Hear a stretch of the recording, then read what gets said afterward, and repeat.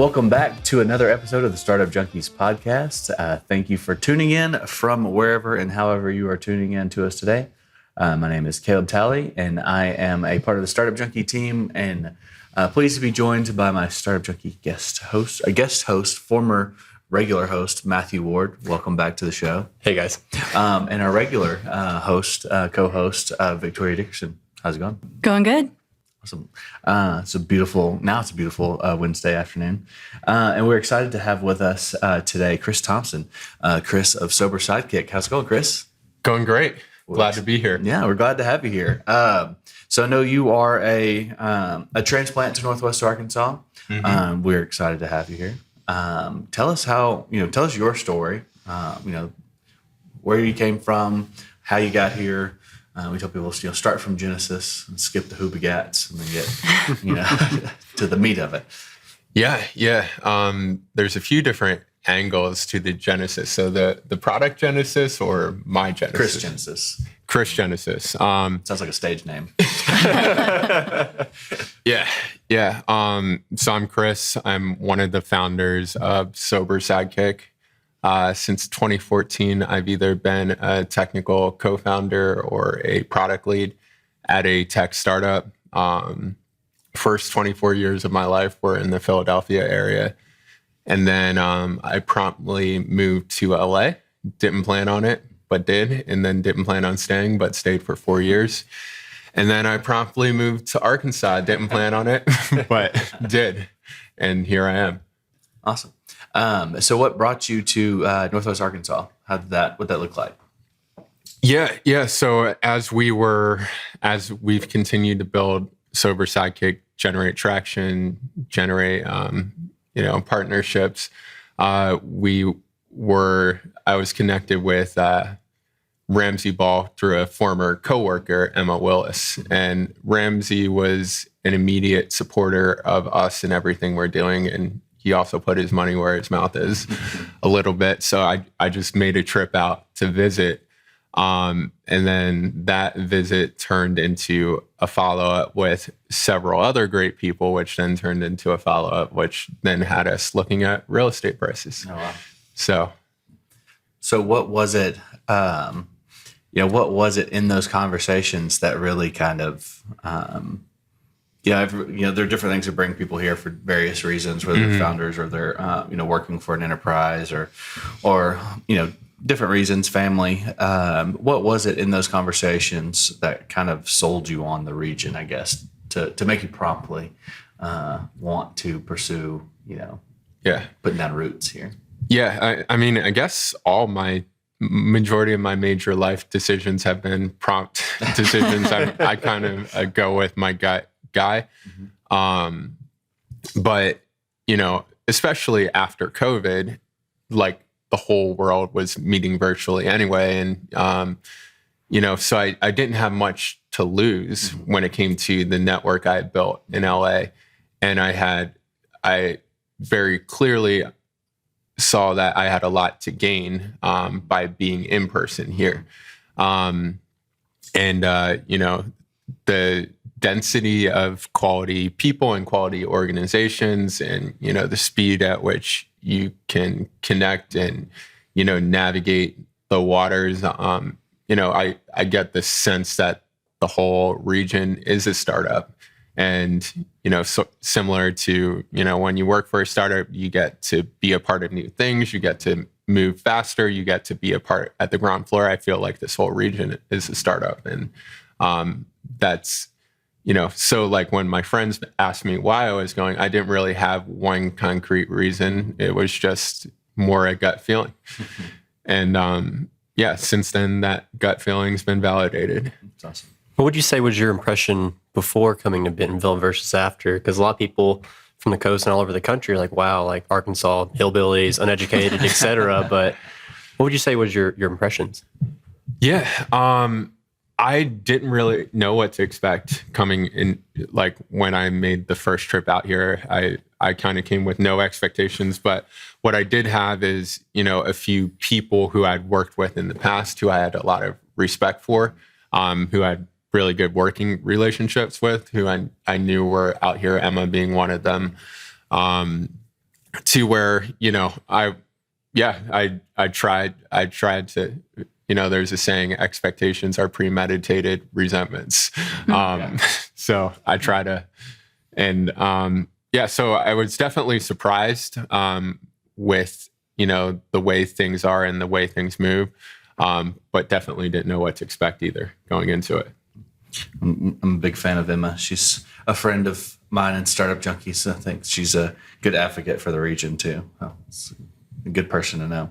And just like the opportunity to grow, to your point about, joining a startup, the opportunity to like grow with it, but like growing with a community as a startup too. I think that's kind of like in the DNA of Northwest Arkansas too, given that it's, historically kind of hard scrabble history, being in the hills, hard to grow anything, and just kind of like the industry that sprung up out of necessity, and the collaboration that formed around those industries out of necessity kind of created like a DNA of, 1 + 1 = 3, and kind of everybody being in the same boat more or less, because everybody's rowing towards the same direction. So, well, tell us about Sober Sidekick. Yeah. So definitely a very personal mission to me. I'm someone who probably would have likely died had I not met the right people at the right time.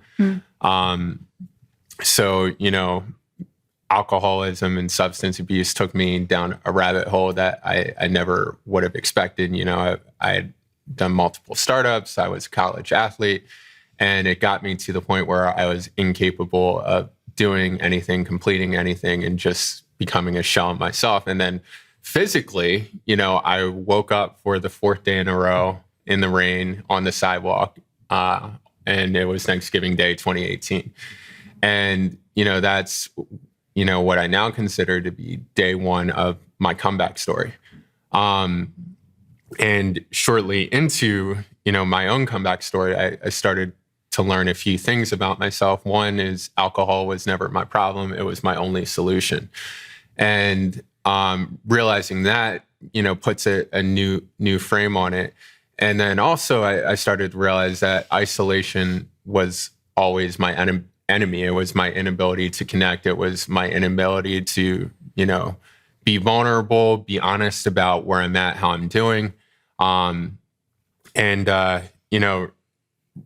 In a moment of reflecting, I was 30 days sober, living in a sober living at the time.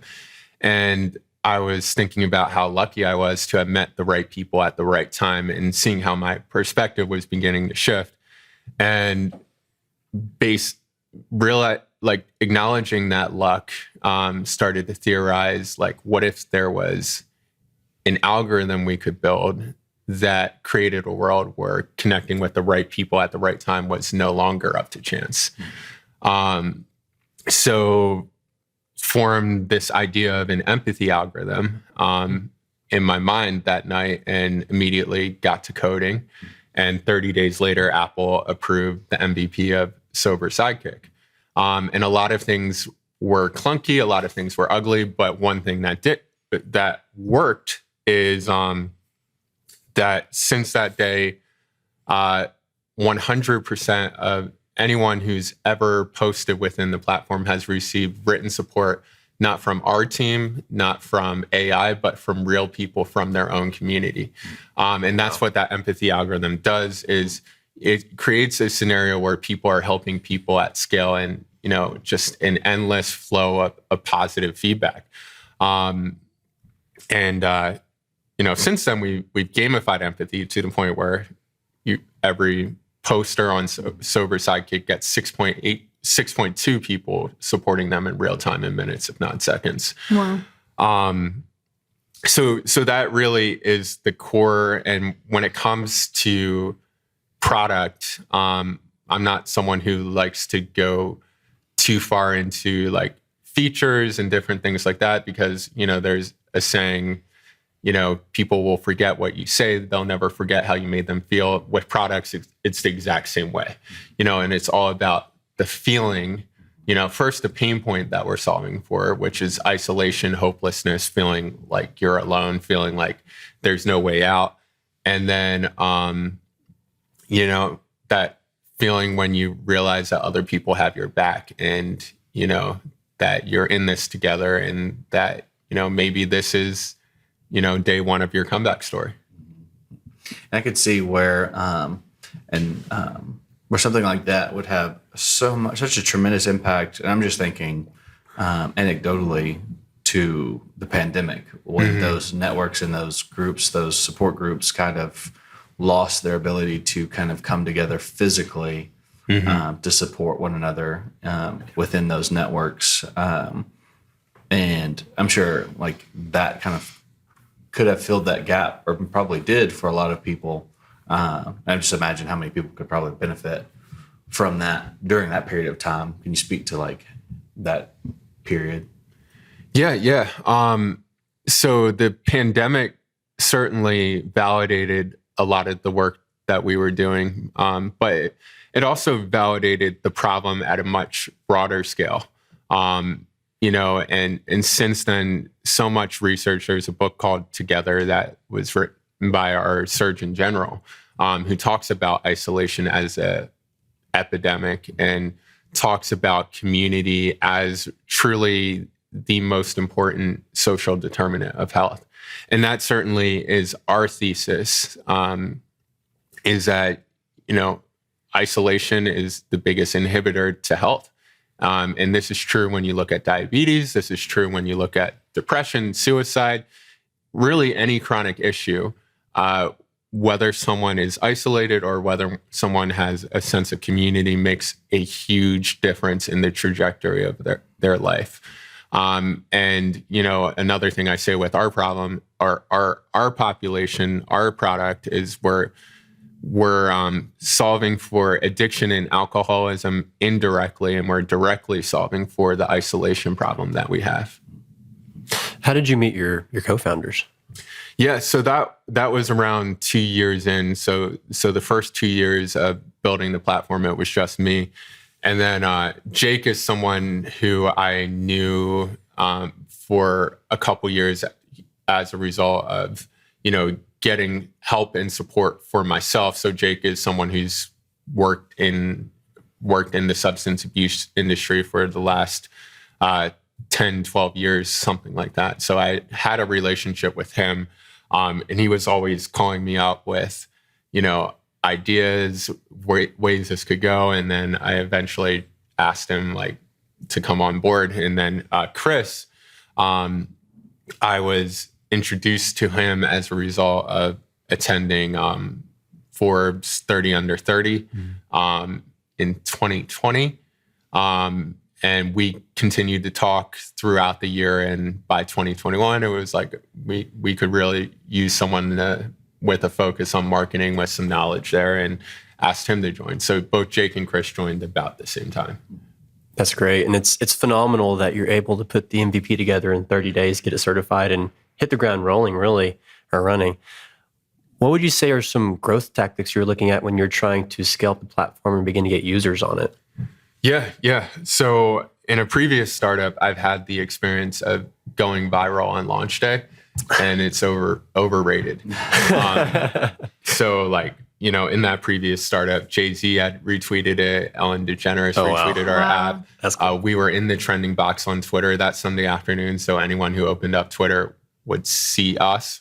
And 40,000 downloads came within a few hours, but everything stopped working. And that was before I had begun my self-taught journey of learning how to code. And we didn't have a technical co-founder, and the team we hired was in India. And it really was the beginning and the end. And that, with my first startup, it really opened my eyes to, everyone has great ideas, but can you execute? So that's when I started my self-taught journey. Literally the next day I started learning how to code, because I knew I might not get that opportunity again, but if I did, I'd want to be in position to execute. So with this product, with this app, when we launched, it was really exciting and promising to see that from day one, there were 10 to 20 new people around the world finding this app without any marketing being done. So that gave us enough feedback to, iterate and iterate and improve the user experience. But for the first year and a half, I really didn't care how fast we were growing. I was focused on like retention and churn and user experience. How effective is the empathy algorithm? How can we make it more effective? And really focusing on the per member experience. And, around 18 months in, 2 years in, started to feel like, okay, this is something we're really proud of. And then we began to put effort into scaling, but also focusing on the product and focusing lean. It allows you to, reduce churn so much. So you're really saving so much money in the long run. And then also you're building a platform that people are happily writing reviews about, happily sharing with their friends. And it leads to much more healthy growth in the future. So when we got to the point where we had some dollars to invest in marketing, our return is, way better than, the industry average when it comes to digital ads. So yeah. Hope I answered your question there. Yeah, that's great. It's kind of like the antithesis of a lot of other tech startups that are try to go viral, take on a lot of, VC and then build the plane while it's still in the air. Yep. It sounds like you've gone about it the right way to really kind of provide the product that people are looking for. Who's on who's on the platform? How many people, what does that look like? Yeah, so it's grown from 10 to now over 175,000 members over the last Congrats on that. 2 years. And is the who question, is it also demographic? Just generally, yeah. Uh-huh. Yeah. So, what we noticed with our platform is where we see people joining our platform and opening up and where they wouldn't open up anywhere else. So, over 50% of our new members, they're less than a week sober. The most common sobriety date when people join is today. But we also see people from all walks of life. I've met a DEA officer in real life who told me that he's alive because of Sober Sidekick. There's nurses, there's pharmacists, there's mental health professionals who use this platform for themselves. And, so professionals, people in all demographics, we've noticed that our user base definitely skews a little bit more female, which makes sense from the perspective that, if you're a single mom and, working 2 jobs, the amount of, support that you're going to have for yourself is going to be so much more limited. And nothing against AA, and I have a ton of respect for AA, and I'm, actually, I'm not ashamed to say AA definitely saved my life, but 75% of the population of AA is white male and over the age of 40. So and even in rural areas, it's failed to reach. So, what we're certainly seeing is, a much broader demographic, a much more in need demographic. So yeah, hope I answered the question there. And it solves that problem, that problem of isolation in times of, like we mentioned, COVID, when those things dry up, even if for a period of time, the impact that it could have on an individual to lose that network, even in that short period of time, it fills that gap or replaces it almost with something that doesn't dry up overnight if we can't meet in person or something like that. Yeah, and regardless of whether or not we're meeting in person, the need for no one ever relapses during a therapy session or during an AA meeting or, while they're on the phone with their mom. People relapse in the moments when they're alone. And there will always be moments when you're physically alone. Same thing goes in December, I was invited to the Pentagon to meet with the director of suicide prevention for the Department of Defense. And same thing goes for suicide. Like, people don't commit suicide during therapy sessions. They don't commit suicide during group support meetings. It's at 2 a.m. when, shit hits the fan and they think they're alone. Mm-hmm. And that's what we're there for. An analogy I make is, like AA therapists, mental health professionals, you could compare them to the heart surgeon, and we're here to be the pacemaker. And in it real time, the first to adapt, proactive. To make sure I understand, is this just for alcohol or other substances as well? And if it's not for other substances, any thoughts on expanding it out? Oh yeah. It's all substance abuse within our platform. Majority of our users, there's more than one core substance that's a part of their life. And, our perspective there is completely agnostic because, your first 14 to 30 days of recovery may be different physically depending on which substance you're getting over, whether it's Xanax, cocaine, meth, alcohol. Physically, it might be different, but behaviorally, the new behaviors that you're going to have to adapt because, this was never your problem. It was your only solution. It's all the same. And the need is 100% the same. And what we also recognize in that, isolation is the core problem that we're solving. There's pilots on our roadmap that are outside of substance abuse altogether. So yeah. I mean, we're like with being a startup, focus is everything. And, knowing the problem that you're solving is everything. And, for us, it's truly isolation as the biggest social determinant of health. So yeah. Well, I think it's really just noble. I mean, what you've done, just the fact that you said that there were people all around the world that were already downloading it without any marketing just goes to show that there's a need around the world for something like this. And so just thank you for filling that hole because it's absolutely amazing what you're doing. I'm curious what about this whole journey has surprised you, whether creating the app, whether doing all this sobriety research or anything about, being a developer, what throughout this process has surprised you? Yeah, I think what's most surprised me is how backwards healthcare is, especially within this space. So, Jake, my co-founder, came from the substance abuse industry, and they were our first string of customers. But also, as someone who lived in a sober living for 2 years, there were so many things that I began to see along the way. And, it's unfortunately the way the system is, not saying there aren't good people in it for good intentions, but it's a system that rewards relapse. So those who provide the care, those who own the for-profit facilities are, they are not financially incentivized for you to stay sober.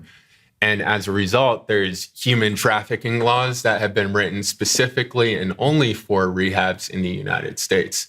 And Florida had a huge problem with it because Florida used to be where all the treatment centers were. And then they cracked down in Florida. So then all those guys moved to LA. So, the term is body brokering. And there's actually a movie that was made about it a few years ago. And it goes into, the deception and the fraud and the predatory nature of a lot of marketing. And there's extreme examples of people who are in jail right now because, from a business perspective, the CAC, if you're a treatment center customer acquisition cost, is between $5,000 and $15,000 per patient. It's that high because there's 43,000 treatment centers all competing for the same population. And, the ROI is there because they're billing your insurer $2,500 a day for 30 days. So as a result, you see facilities where, you know, behind the scenes, they're paying people like in hotels, heroin, and cash to come sit in my facility for 30 days. And then, you know, I'll give you some cash on the other side and come back to my treatment center next time you're sick. And, you know, so that's the extreme of it, but we're never going to see change in healthcare that leads to positive health outcomes if, you know, people aren't incentivized for success. And yeah, as a result, like the average person in this demographic goes to treatment 7 times. That's the norm. What's also the norm is a 95% failure rate, meaning someone goes to a treatment center, there's a 95% chance they will be in need of the same treatment within a year. So, you know, the more and more we began to, and then also like when we had some of these treatment centers as customers, many of these places that, you know, from their website, from everything everyone was saying about them, it all looked good. And then seeing, oh, wait, they're just like everybody else. And, you know, we were constantly firing customers and yeah, it was a whole mess. And yeah, so what surprised me is, you know, how crazy this kind of underground world of healthcare is. Yeah, I mean, like we've heard it said before, like curing cancer is not profitable, treating cancer is profitable. And so unless like that whole approach is like applied across healthcare because, you know, if you cure all of the ailments, then there's no, I mean, you just killed your business model essentially. And on that note, where I think this gets worse within this space is cancer is something you can measure. It's something you can, you know, take an x-ray of. And this is something that's completely invisible. And it's very easy to manipulate a kid's parents that, you know, you're doing the right thing for him because you know more about this than they do. But then 7 years later, when that kid has been to 30 treatment centers from 18 to 25, and now their insurance is cut off, and they built a lifelong dependency on others to fix the problem for them. So that's where, you know, the need has never been greater to, you know, build solutions where people can take their own power back. You know, an analogy here is, you know, if everyone felt they needed a physical trainer to go to the gym, no one would go to the gym, and only certain privileged demographics would ever go to the gym. But that's pretty much the same approach we take with mental health is, you know, we make people feel like they need the constant help of a professional in order to take responsibility for their own mental fitness. I'm not trying to say we don't need mental health professionals, but I'm saying we won't ever solve this problem unless we build systems where people can own their own power, take ownership of their own mental fitness, and then also be, you know, lamppost of support for others, you know, and, you know, that person who goes on that run with you is equally valuable as a trainer because it's that built-in accountability. It's that relationship that you're building. It's, you know, that community. So yeah, sorry for that rant. No, that's good. And to your point, you know, some people might think that they have to go and they engage with the, you know, a mental health professional. They want that constant directive and guidance. But there is such a large portion of the population that never will even go as far as to even seek that first engagement with the mental health professional out. And so that's like a whole demographic of individuals that don't even go that far. Or won't have access. Yeah, true. Exactly. Yeah. So, putting off on, I guess, the conversation around, you know, the business model within healthcare. What's the business model for Sober Sidekick? What is, you know, how is it monetized? What does that look like? Yeah. So right now we're pre-revenue, technically post-revenue because we had a revenue stream that we turned off. You know, the first model we tested was allowing providers to market within our platform. And that went from 1,500 MRR to 60K MRR, like on our first try. Wow. but what we saw was our incentives are like, we were just so misaligned.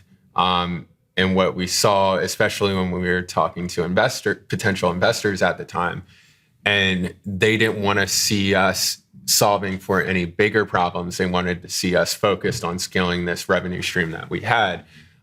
We realized that there was no way. We knew that we didn't want to scale it because we knew that there was no way to scale it right now without scaling a solution that succeeds when our members fail. So it was kind of a very, very draining process, but we eventually decided that we just need to cut this revenue stream off and just get really clear on, the problem that we're going to solve, who our market is for that problem, and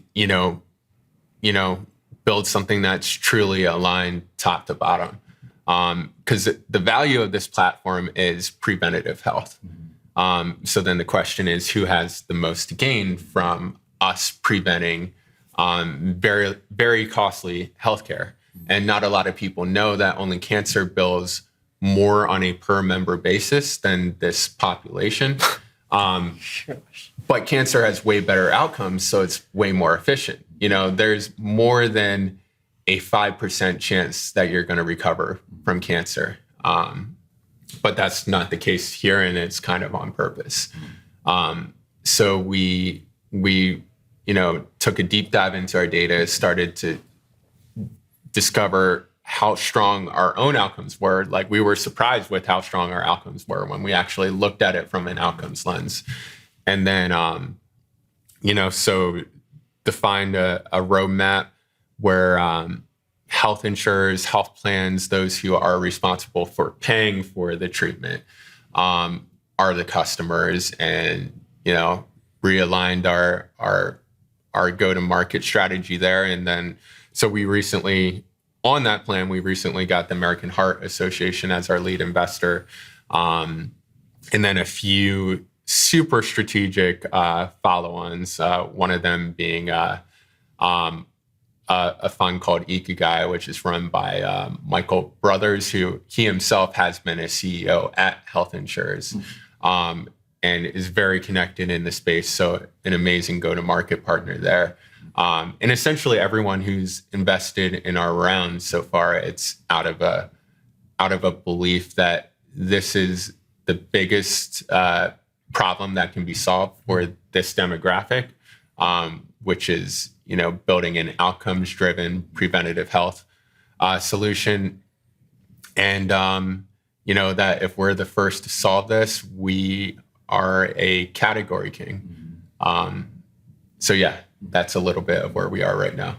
How has that process been of raising capital? Because I think it's a $2 million seed round, going to close into February. You have Ikigai, you have American Heart Association, Ramsey Ball. Yeah. I mean, there's a lot of work, right, with the data room, pitch decks, et cetera, but also invigorating once they're behind you on the cap table because, wow, these are people who are sophisticated, they have the funds, and they believe in what we're doing. Yeah. How has that whole process been? Yeah. It's been, definitely in the beginning, it was a ton of guesswork, and then, a ton of learnings because, I've never gone through an experience like this before, especially in healthcare. I'm kind of drinking from the fire hose when it comes from being healthcare CEO and learning to speak that language. But, beginning of 2022, we went through a healthcare accelerator called Expert Dojo.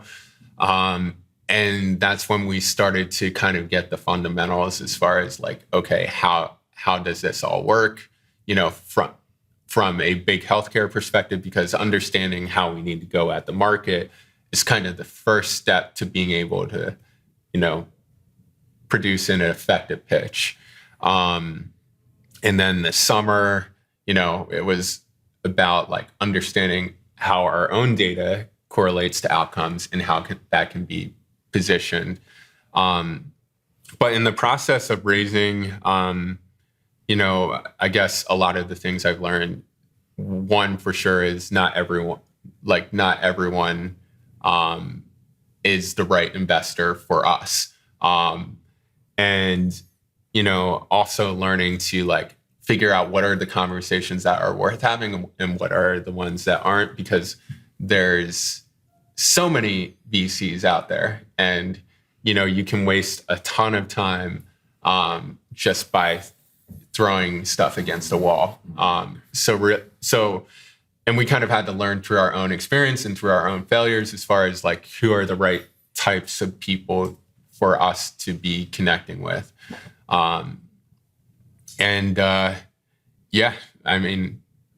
Just get faster no's. It became one of my goals. And then also from a Raise perspective, a lot of the feedback for me lately has been, I need to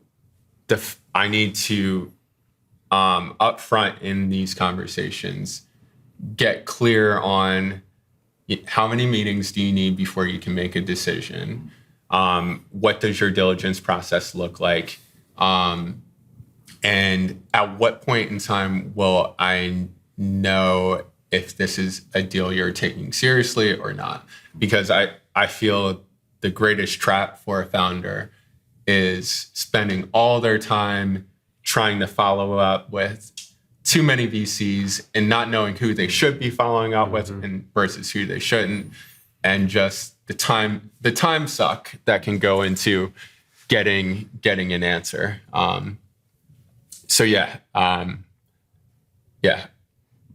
It almost feels like dating, right? Like you want to find that right partner and you want to have the right values, interests, and mission. Yeah. But also it's like, well, I have this structure of somebody that I want, but also maybe there's somebody else outside that structure that may be a good fit too. So find that balance of being open, but also being structured with what you want as well. That can be frustrating sometimes. Yeah. Yeah. So how do you intend on measuring success moving forward? Yeah. How do we measure success as a company, as a platform? So, so we're going to be in this until we see that cash is aligned with outcomes, because right now cash in this area of healthcare is not aligned with outcomes. So, how we define success for ourselves, there's a very easy bottom line when it comes to our members, because we can actually see their risk of relapse in real time, and we can see how well they're doing. We can see, what they're overcoming, and we can see like their comeback stories. So, the same way Facebook or TikTok might, optimize their consumer experience with the bottom line of more time spent on the platform, we can optimize our user experience with the bottom line of reduced relapse rates for our population. So that really is the core bottom line from a consumer standpoint. But from a B2B standpoint, it's working with large health plans and being able to draw a clear line between their economics and Sober Sidekick's behavioral data on that population. Because as I mentioned, the average medical loss ratio per member is over $250,000. So being able to draw a line from community support within this non-clinical solution to real reduction in cost and health outcomes, that's when we become the first company of our kind in this space. And the scale of this is unlimited. Well, last question that I have is, when you look at where you're at now as Sober Sidekick, how much would you attribute to luck versus hard work? Yeah. I think what defines founders and their success, actually, I'm stealing this from one of our board members who he himself is a 3-time founder and 3-time IPO. But his opinion, which I agree with, in the differentiator between founders is not like IQ, it's not talent, it's just resilience. And so like, there's mental and emotional resilience, but then there's also the idea of building something to be resilient, and that's why like we bootstrapped as long as we possibly could. And, I don't expect this to happen in the near future, but we could continue to grow our platform and have less than a 5K monthly burn if we wanted to. It doesn't make sense because there's so much opportunity costs, but, building something in a way where, we know that healthcare is, the hardest space to get over that hump, with all the regulations, with how large entities work. So, building a team to be resilient and building a product that can be lean and can operate efficiently for the length of time it takes to, reach that tipping point. But yeah, I would definitely say it all comes down to resilience. And, where I'm lucky and where, we're lucky as a team is, our founding team has over 20 years of lived recovery experience, and I'm someone who, I've had over 15 trips to the emergency room myself for my own addiction. And I've also been in the situation of giving CPR to someone and them not waking up. And, for me, because of how personal it is and because of how real it is, like quitting doesn't ever come up as an option for me. It's not even something I'm ever tempted to do. So that's, I guess, where I'm lucky. I don't know if any of that makes sense. That's super inspiring. That's wow.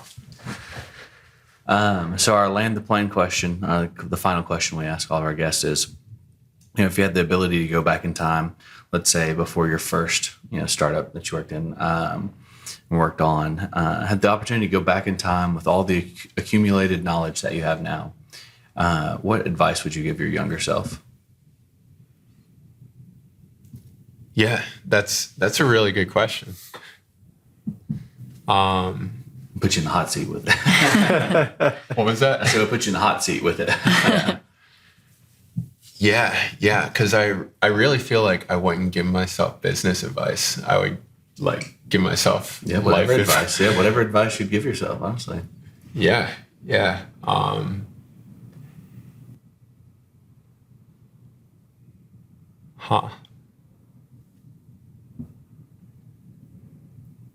I'd say one of the best answers that we'd gotten from a founder before, it's been a few years ago, we had a guy say that he wouldn't give himself advice, to your point, business advice, particularly because he said if he told his younger self the journey, like what it might entail, he said, I might just go get a cubicle job, and not go down that journey, just so I know what it would, what would happen along the way. So I wouldn't give myself advice just so that I'd know that I would build what I wanted to build, wouldn't be where he was if it wasn't for that.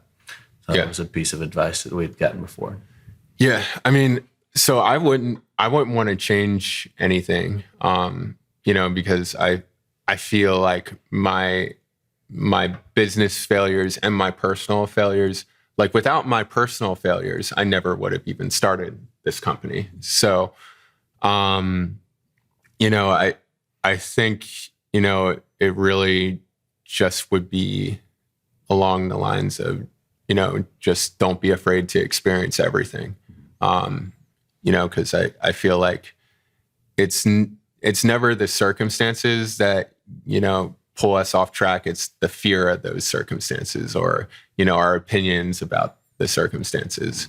So, but yeah, I truly, I know, had anything been different 7 to 8 years ago, none of this would be the way it is. So no regrets when it comes to the past. But yeah, that's always a tough question to answer. So. Yeah.